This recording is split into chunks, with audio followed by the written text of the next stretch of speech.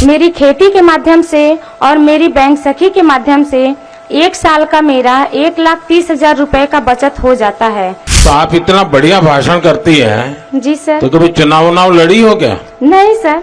तो लड़ोगी? क्या सोचा है, बच्चों को क्या पढ़ाओगी? हमारी आर्थिक स्थिति अच्छी रही तो हम उनको बहुत अच्छे से अच्छे कॉलेज में डालना चाहते हैं और उनकी पढ़ाई पूरी करवाना चाहते हैं। सन 2005 में मैं पेड़ पर से गिर गया था, जिसके कारण मेरे बाएं पैर के कुल्ले की हड्डी टूट गई थी। उसी कार्ड के माध्यम से आज मेरे बनारस में बहुत बड़ा अस्पताल में इलाज हो सका मुफ्त में। आपका ऑपरेशन कब हुआ? सितंबर में सर। अभी हुआ? हाँ। तो इतने सालों तक आप परेशान रहे, तो आगे क्या करोगे छन्नूलाल? ठीक होंगे तो फिर सोचेंगे ना। सोचना तो शुरू करो। अरे पहले ठीक तो हो जाए। अरे चोट तो पैर को आई है, दिमाग को थोड़ी आई है। প্রধানমন্ত্রী নরেন্দ্র মোদী তার সংসদীয় এলাকা বারাণসীতে দুদিনের সফরে ছিলেন। এই সফরকালে উন্নয়নশীল ভারত সংকল্প যাত্রা সম্পর্কিত কর্মসূচিতে অংশ নিয়েছিলেন মোদী। এই অনুষ্ঠান চলাকালীন প্রধানমন্ত্রী মোদী গ্রামের মহিলাদের সাথে মত বিনিময় করেন। অনুষ্ঠান চলাকালীন স্বনির্ভর গোষ্ঠীর সদস্যা চন্দ্রদেবী নামে এক মহিলা চমৎকার বক্তৃতা দেন। চন্দ্রদেবীর বক্তব্য শুনে প্রধানমন্ত্রী মোদী তার প্রশংসা করেন। তিনি মন্তব্য করেন যে আপনি খুব ভালো বক্তৃতা দেন এবং জিজ্ঞাসা করেন আপনি কি কখনো নির্বাচনে প্রতিদ্বন্দ্বিতা করার কথা ভাবছেন। প্রধানমন্ত্রী কথা শুনে সেই মহিলা কি জবাব দিলেন শুনে নিন। उपस्थित माननीय प्रधानमंत्री जी को मेरा सादर प्रणाम और हमारे ब्लॉक सिरापुरी में आपका हार्दिक अभिनंदन एवं स्वागत है। सर, मेरा नाम चंदा देवी, गांव का नाम रामपुर, पोस्ट बरकी, ब्लॉक सेवापुरी, जिला वाराणसी है। मेरे समूह का नाम राधा महिला स्वयं सहायता समूह है, जिसमें मैं अध्यक्ष हूँ। मेरे ग्राम संगठन का नाम महादेव महिला ग्राम संगठन है, जिसमें मैं इसी सदस्य हूँ। मेरे परिवार में कुल 5 सदस्य हैं। समूह से जुड़ने से पहले मेरी आर्थिक स्थिति अच्छी नहीं थी, इसलिए हमारे बच्चों का रहन सहन, उनका खान पान, उनकी शिक्षा व्यवस्था देखने में मुझे काफी कठिनाइयों का सामना करना पड़ा। एक दिन कुछ दीदियां हमारे पास आई, उन्होंने हमें समूह के बारे में बताया और हमें समझाया कि समूह के माध्यम से हम जुड़कर कैसे अपने आर्थिक रोजगार को बढ़ा सकते हैं और अपनी आर्थिक स्थिति को सुधार सकते हैं। फिर हम समूह में जुड़े। इस प्रकार जब हमारे समूह में 15,000 रुपए आरएफ की राशि आई तो उसे हमने लेकर खेती की शुरुआत की। सब्जी की खेती से मुझे 30,000 रुपए का इनकम हुआ, जिससे कि मैंने 15,000 रुपए अपना ऋण चुकाया और 15,000 रुपए का मुझे बचत हुई। फिर इसके बाद हमारे समूह में जब सीआईएफ की राशि आई 1,10,000 रुपए, वहां से हमने 1 लाख रुपए उठाया और रेहनी खेत के तौर पे ले लिया। फिर उसमें मैंने धान की खेती की। फिर उस धान की खेती से मुझे सीधे 35,000 रुपए का लाभ हुआ। इस तरह मैं अपना काम खेती से करती गई और मेरी आर्थिक स्थिति में काफी सुधार आया। फिर एक दिन हमारी मुलाकात हमारी मंजू दीदी, जो हमारे ब्लॉक की बीएमएम है, उनसे हुई। उन्होंने हमें बैंक सखी के कार्य के बारे में बताया। फिर उन्होंने हमें बैंक सखी का कार्य अच्छी तरह से समझाया और बैंक सखी के रूप में मेरा चयन भी किया। फिर मैं यूनियन बैंक ऑफ इंडिया बरकी में बैंक सखी के रूप में कार्य करने लगी।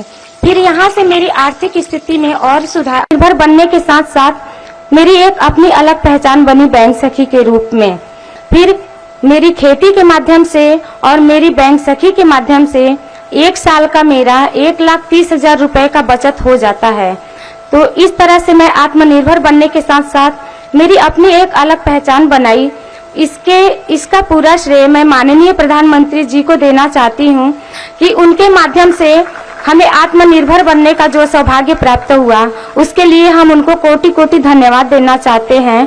और मैं उनसे आगे ऐसे ही अनुरोध करना चाहूंगी कि वो महिला सशक्तिकरण के लिए और भी कई सारी योजनाएं लेकर आए, जिनसे कि हमारे क्षेत्र की महिलाएं इनसे जुड़कर लाभान्वित होकर आत्मनिर्भर बनने का प्रयास करें। धन्यवाद। जय हिंद, जय भारत। चंदा देवी जी, आपकी पढ़ाई क्या हुई है? Sir, inter pass. तो आप इतना बढ़िया भाषण करती हैं। जी सर। तो कभी चुनाव लड़ी हो क्या? नहीं सर। तो लड़ोगी? नहीं सर, ये सर आपसे हम इंस्पायर होते हैं सर। आप जो प्रयास करते हैं सर, हम उनसे अपना कदम मिलाकर चलते हैं। इस वजह से जो हम आज हासिल कर पाए हैं सर, ये हमारा सौभाग्य है कि हम आपके सामने उपस्थित हैं सर, और आपके सामने दो बातें बोल रहे हैं सर, ये हमारे लिए बहुत बड़ी गर्व की अरे बात है सब सर। महिलाएं तालियां बजाएगी। अच्छा चंदा देवी जी, बच्चे क्या पढ़ते हैं? सर अभी मेरी बिटिया कक्षा 7वीं में है सर, और हमारा बेटा अभी कक्षा 3 में है सर। क्या सोचा है, बच्चों को क्या पढ़ाओगे? सर अगर हमारी आर्थिक स्थिति अच्छी रही तो हम उनको बहुत अच्छे से अच्छे कॉलेज में डालना चाहते हैं और उनकी पढ़ाई पूरी करवाना चाहते हैं। और अभी अच्छा पढ़ते हैं कि ऐसे ही? नहीं सर, पढ़ते हैं सर। वरना माँ सखी मंडल चलाती हैं, वो सेल्फ हेल्प ग्रुप में काम कर रही है, वो बैंक सखी बन गई है। सब कुछ देखते ही ये करते हैं सर। अपने बच्चों का भी ध्यान रखते हैं, अपने परिवार का भी ध्यान रखते हैं सर, अपनी मम्मी जी का भी साथ रखते हैं, ध्यान रखते हैं, और साथ साथ अपनी सर गांव की महिलाओं का भी ध्यान रखते हुए हमारा जो कर्तव्य है हम उसको पूरा करते हैं सर। अच्छा, आप लखपति दीदी बन गई। जी सर। अब मेरा सपना है, जी सर। और मैं यहाँ जो बहनें बैठी हैं उनको भी बताना चाहता हूँ, जी सर। मेरा संकल्प है कि मैं देश में, गांवों में, जी सर। आप जैसे परिवार की जो माताएं बहनें हैं, इस देश में 2 करोड़ जी सर। 2 करोड़ माताओं बहनों को मुझे लखपति बनाना है। तो आपकी बात जब सुनेंगे ना तो लोगों को विश्वास हो जाएगा कि हाँ, लखपति दीदी बन सकते हैं। सर ये कहने की बात नहीं है, हम लोग बोल नहीं पाते हैं। हमारी तरह बहुत सारी दीदियां हैं सर जो समूह के माध्यम से जुड़कर आत्मनिर्भर बनी है और लखपति दीदी बनी है सर। यहाँ बोलने को हर किसी को मौका नहीं मिलता सर, ये हमारा सौभाग्य है। कितनी बहनें हैं जो लखपति दीदी बनी होगी यहाँ? सर हमारे गांव में कम से कम हर समूह से 2-4 महिलाएं तो बन ही गई हैं सर। 2-3 महिलाएं बन गई। जी सर। अच्छा, आपके समूह को मैं एक काम बताता हूँ, कर सकते हैं क्या? बताइए सर, प्रयास हाँ। करेंगे पूरी तरह। देखिए, हमारे देश में जी सर। आजकल शादी ब्याह होते हैं जी सर। तो वो खड़े खड़े खाने का रिवाज शुरू हो गया अब। जी सर। तो लोगों को लगता है कि दोबारा मिलेगा ना, इसलिए थाली भर देते हैं जी सर। और फिर आधा छोड़ देते हैं, तो खाना बर्बाद हो जाता जी है। सर।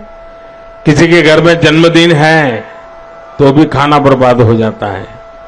अगर आपके सेल्फ हेल्प ग्रुप की बहनें, जी सर। उनको परोसना कैसे, उसकी ट्रेनिंग हो जाए, जी सर। उनके अच्छे कपड़े हो जाएं, फिर वो हाथ में मोजे वोजे पहन करके, दस्तक पहन करके परोसने के लिए जाएं ऐसे लोगों में, जी सर। तो खाना तो बचेगा ही बचेगा। जी सर। जो लोग आते हैं उनको भी अच्छी सर्विस मिल जाएगी, जी सर। आपकी बहनों को कमाई हो जाएगी। जी सर। और जब भोजन समारोह में जाते हैं तो घर जाते समय वो भी कहेंगे नहीं नहीं भाई, आप भी बच्चों के लिए थोड़ा ले जाइए, जी सर।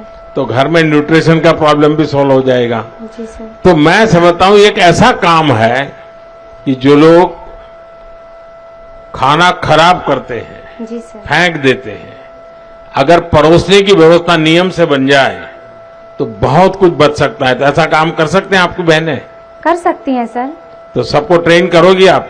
जी सर, बिल्कुल। और मैं भी योगी जी को बताता हूं कि ऐसे लोग जो अपना समारोह करें जी सर। तो आप जैसे लोगों को बुलाएं जी और सर। वो परोसना का काम संभाले। जी सर। अच्छा, आपके गांव में स्वच्छता का अभियान का कुछ सोचते हैं लोग? जी सर, करते हैं सर। जगह जगह लगाए गए हैं, कूड़ा उसमें फेंकते हैं सर, फिर वहाँ से गाड़ी आती है, ग्राम पंचायत की जगह बनी है एक ठो, वहाँ पे ले जाते हैं सर। नहीं, लेकिन उसमें तो कोई खाद बनाना, खेत में उपयोग करना, ऐसा कुछ हो रहा है क्या? ऐसा नहीं हो रहा? शुरुआत हुई है सर, अभी अच्छा। थोड़ा समय लगेगा सर। किसी चीज की शुरुआत होती है सर तो उसको बनने में थोड़ा समय लगता है, फिर अभी तो शुरुआत हुई है सर, धीरे धीरे हो जाएगा व्यवस्था उसकी। अच्छा, यहाँ पशुपालन करते हैं आपके यहाँ? जी सर। तो मालूम है ये अमूल वाला डेयरी वाला दूध लेता है अभी, वो पैसे ज्यादा देता है, पता है? वो पता नहीं है। चलिए चंदा जी, आपने बहुत अच्छा बता दिया, जी बहुत सर। बहुत बधाई आपको। नमस्कार सर, मेरा नाम छन्नूलाल है। मेरे पिताजी का नाम प्रेमनाथ है। ग्राम बिहाना, पोस्ट हटरा, जिला वाराणसी, थाना मिर्जामला, ब्लॉक शिवापुरी का मूल निवासी हूँ। सन 2005 में मैं पेड़ पर से गिर गया था, जिसके कारण मेरे बाएं पैर के कुल्हे की हड्डी टूट गई थी। उसके लिए मैं बहुत परेशान था, काफ़ी दिन से दुखी था, परेशान था। मेरे पास पैसा नहीं था, प्राइवेट हॉस्पिटलों में उसकी कीमत 1.5 से 2 लाख रुपए मांग रहे थे। उतना मेरे पास बजट नहीं था। फिर गांव में मेरी आशा दीदी से मुलाकात हुई, उन्होंने मेरा आयुष्मान गोल्डन कार्ड बनवा दिया। उसी कार्ड के माध्यम से आज मेरे बनारस में बहुत बड़ा अस्पताल में इलाज हो सका मुफ्त में। और मैं प्रधानमंत्री जी को कोटि कोटि नमन करता हूं और मैं पूरे देशवासियों से अनुरोध करता हूं कि जिनका आयुष्मान कार्ड न बना हो वो भी अपना आयुष्मान कार्ड बनवा ले तथा उसका लाभ उठाए। तो आपका ऑपरेशन कब हुआ? सितंबर में सर। अभी हुआ? हाँ। तो इतने सालों तक आप परेशान रहे? हाँ सर, सन 2005 में मेरी बचपना थी ना सर, बाली उम्र। तो फिर चलना फिरना हो सकता था? हाँ, चलना फिरना चलते फिरते थे लेकिन बैठ नहीं पाते थे, पालथी मार के मुकुर मार के ऐसे चलता था। अभी ठीक हो गया? अभी नहीं, अभी तो पूरा दवा चल रहा है ना, अभी तो 3 ही महीना हुआ, 3 महीना 10 रोज। हाँ, और आपको विश्वास है कि ठीक हो जाएगा? हाँ, तो अभी तो मेडिसिन चल रहा है ना सर। तो डॉक्टर ने जो बताया एक्सरसाइज करने के लिए? अभी एक्सरसाइज के लिए नहीं बोले हैं डॉक्टर। नहीं बोले हैं? बोले कि अभी 2 महीने तक दवाई खाओ, अभी सर्दी में पेन होगा, दर्द होगा। हाँ। 2 महीने तक दवाई खाओ, इसके बाद एक्सरसाइज बताएंगे। तो आपको कोई खर्चा हुआ क्या? नहीं नहीं, निःशुल्क कोई? सर। और अभी दवाई कहाँ से लेते हो? दवाई तो लेते हैं हॉस्पिटल से। नहीं, जन औषधि केंद्र से दवाई बहुत सस्ते में मिलती है, पता है? नहीं, वहाँ से मैं नहीं लेता हूँ। हाँ, तो जन औषधि केंद्र में 100 रुपये की दवाई 20 रुपये में मिल जाती है। सबको बताना चाहिए। तो गरीब का, परिवार का अगर 100 रुपये की दवा लानी है तो 80 रुपया बच जाता है। ठीक है सर, तो कोशिश ये करूंगा सबको समझाइए। बताने का। आपके गांव में आपने और लोगों के आयुष्मान कार्ड बनवाए क्या? हाँ सर, बनवा हूँ, 10-15 लोगों को बनवा हूँ और लोगों को बनवाने के लिए मैं बोल रहा हूँ कि जल्द से जल्द अपना बनवा ले ताकि उसका लाभ जरूरत पड़े पे उठा ले। और किसी को अभी मदद पहुंची हो, ऐसा कोई और साथी जिसको जानते हो आप? नहीं नहीं, अभी तो उसका लाभ उठाने वाला भी कोई नहीं है। अच्छा। प्रेजेंट टाइम में तो अभी आयुष्मान कार्ड आपने ट्रीटमेंट करवाया? हाँ सर। तो डॉक्टरों का ऐसा तो नहीं था, नहीं ये मोदी जी का आदमी है, चलो जाओ तो जल्दी जल्दी वैसे ही करके फेंक दो, ऐसा तो नहीं किया ना? नहीं नहीं सर, उन्होंने मुझे 2 सितंबर को एडमिट किया, 4 तारीख को मेरा अप्रूवल आया। फिर उसके बाद रात में 4 तारीख को ही कैंसिल हो गया अप्रूवल मेरा। उन्होंने रोक लिया, बोले कि मैं कोशिश कर रहा हूँ, दोबारा अप्रूवल आएगा तब मैं ऑपरेशन करूंगा, क्योंकि ये सरकारी काम है। जब तक अप्रूवल आएगा नहीं तब तक मैं हाथ नहीं लगाऊंगा।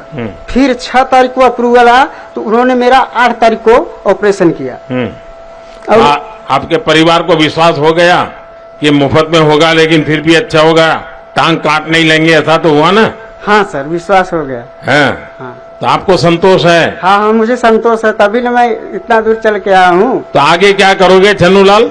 आगे तो अभी अब ठीक हो जाएंगे, अभी तो 8 महीने से घर पर ही है ना सर, अभी तो दवा ही खा रहे हैं। जब ठीक होंगे तो फिर सोचेंगे ना। सोचना तो शुरू करो। अरे पहले ठीक तो हो जाएं। अरे चोट तो पैर को आई है, दिमाग को थोड़ी आई है। अरे सर, मैं अपने घर पे, आप जहाँ पे बैठे हैं उतना दूर भी चल नहीं पाता। हाँ। दिन भर सोया रहता हूँ। हाँ। चेयर पे बैठा रहता हूँ। ये तो आपके सभा में आने का मुझे चांस मिला, मौका मिला, तब मैं इतना कोशिश करके आ सका। और मैं अपने घर पे अभी दवा खा के ऑपरेशन के बाद अभी चल पा रहे हो? हाँ, तो अभी इतना भी नहीं चलता। हाँ, जितना आपसे मेरी दूरी है। अच्छा। इतना भी नहीं चलता। चलिए छन्नूलाल, आपको आयुष्मान कार्ड बहुत काम में आया। मेरी तरफ से आपको बहुत शुभकामनाएं हैं। और आप एक काम जरूर कीजिए, जितनों को भी जानते हैं उनको बताइए कि मोदी की गारंटी वाली गाड़ी आई है ना, हाँ, तो आयुष्मान कार्ड बनवा दीजिए। जी सर। और कभी भी परिवार में किसी को भी मुसीबत आ जाए, हाँ हम तो कहेंगे कि भाई ना आए, लेकिन कभी आ जाए हाँ, तो 5 लाख रुपए तक खर्चा जो है हाँ, मोदी कर देगा।